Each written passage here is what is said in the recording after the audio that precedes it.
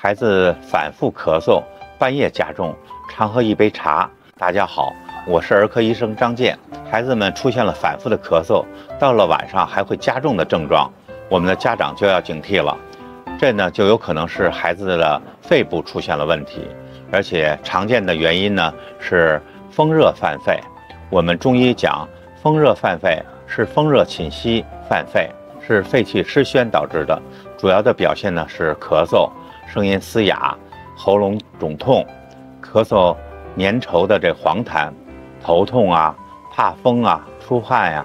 那么针对这些症状，一杯茶可以有效的缓解，它就是桔梗杏菊茶，成分有桔梗、杏仁、菊花这几味药。